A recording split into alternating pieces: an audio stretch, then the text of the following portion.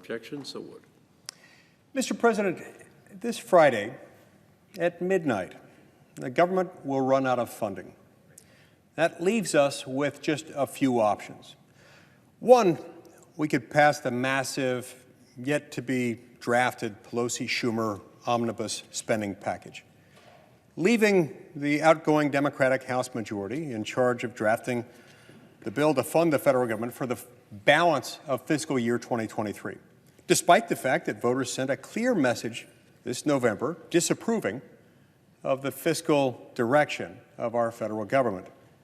Two, we could, yet again, pass another short-term stopgap measure that just kicks the can down the road for one more week to allow more backroom negotiations to take place in secret. To be clear, this accomplishes nothing. It is simply a way to whip up support for another inflated spending package. So when I say it accomplishes nothing, that's not really true. It is very effective at doing some things.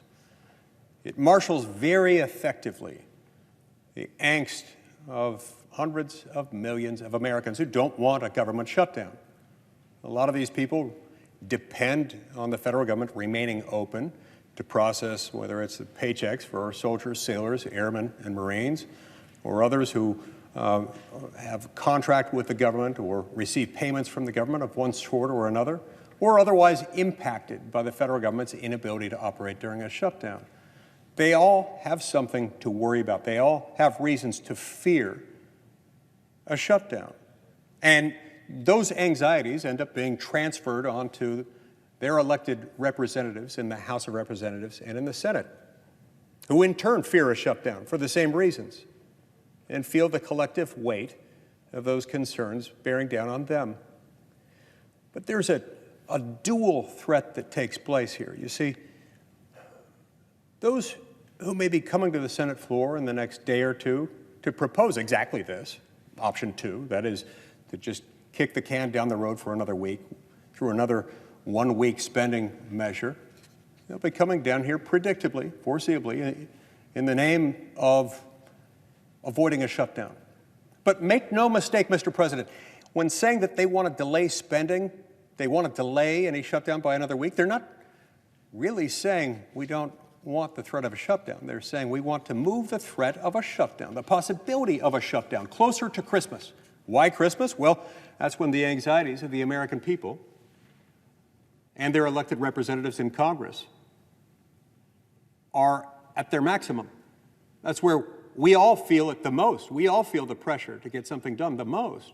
And that's also where members of Congress, being human, understandably want to be able to get home in time for Christmas, to spend the Christmas holidays with their families.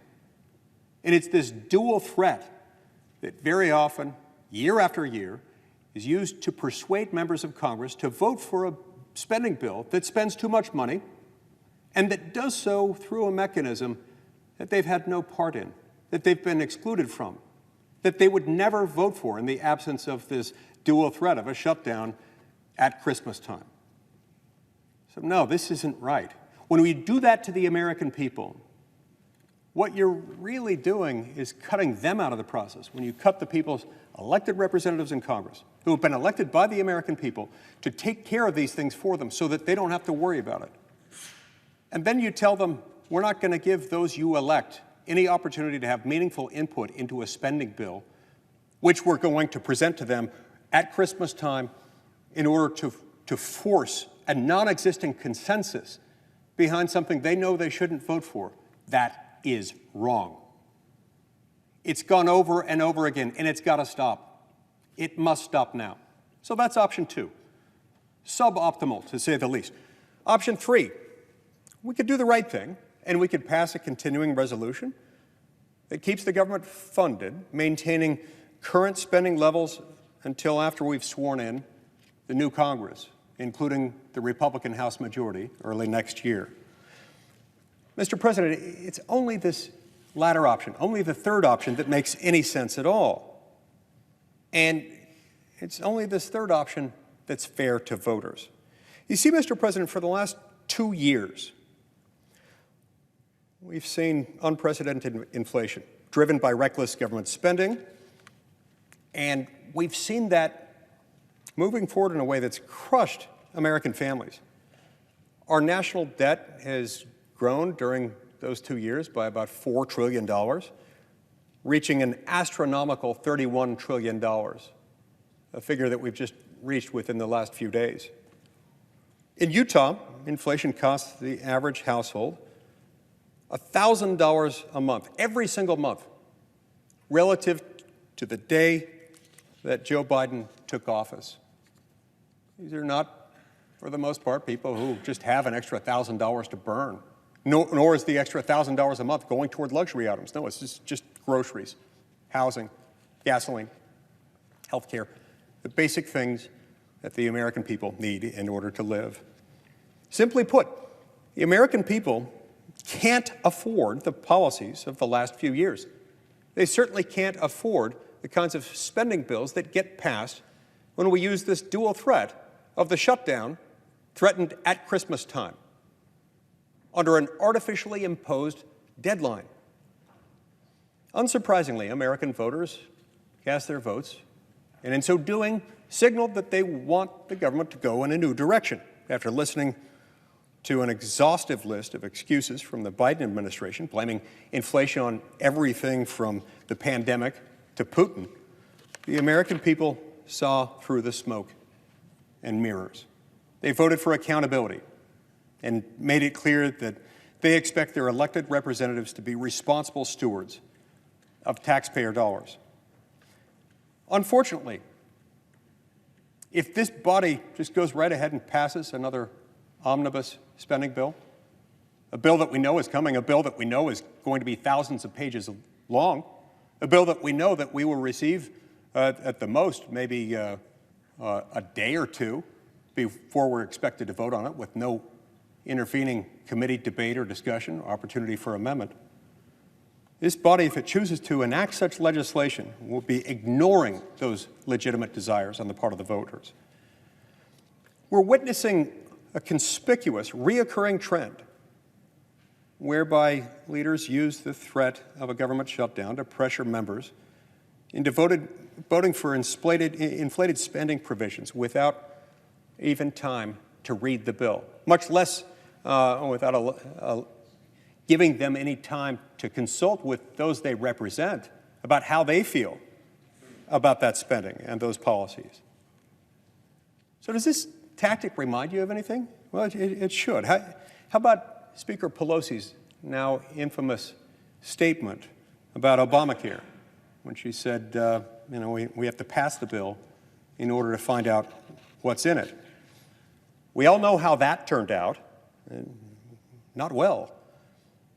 Like Obamacare, the resulting omnibus legislation that results from that kind of attitude, that kind of dismissive approach, dismissive not just of individual members, but of those they represent, always contains ideologically driven provisions utterly unrelated to the budget, many of which could never pass if they had to withstand the light of day, if they had to be voted on their own merits.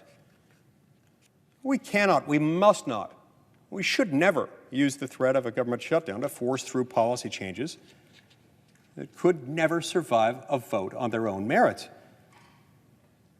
Well, I believe we should pass, we must pass a clean, continuing resolution, one that will take us into the next Congress. Failure to do so will lock the remainder of this fiscal year into a pattern in which liberal policies and an inflationary spending agenda crammed through by unaccountable members of Congress, many of whom have just lost re-election or didn't seek it. All those things will descend upon the American people in a most unfavorable and unwelcomed way. We can't let that happen. I don't want to be any part of that. I don't think most of our colleagues on either side of the aisle do. Not only would it be poor form and unwise and inconsiderate and really unkind for Congress to pass a massive spending bill, but it would also be without precedent in modern U.S. history You know, Mr. President, since 1954, the party in control of the House of Representatives has shifted from one party to another a total of just 5 times since 1954. In exactly 0 of those instances did Congress go back after that election and during a lame duck session enact sweeping comprehensive spending legislation. Not one instance since 1954 has that happened. Not once has there been an instance where Congress did that before a newly elected House majority could be sworn in. We can pass a continuing resolution that doesn't include any of the new partisan agenda items that either side has proposed. It would keep the government running until the new Congress can develop a full-year discretionary budget, one that's agreeable to both sides, or at least has been adequately vetted on both sides, and with our constituents, with input from members of both political parties in both chambers of Congress. I urge my colleagues to support the passage of this short-term continuing resolution that maintains current spending levels until the new Congress takes office. Doing so will ensure that we listen to the people's voices and that the incoming House majority has the opportunity to make the spending decisions that are in the best interests of the American people. We owe them nothing less. To that end, Mr. President, as if in legislative session, I ask unanimous consent that the Senate proceed to the immediate consideration of S-5244, which is at the desk. I further ask that the bill be considered read a third time and passed, and that the motion to reconsider be considered made and laid upon the table. Is there objection?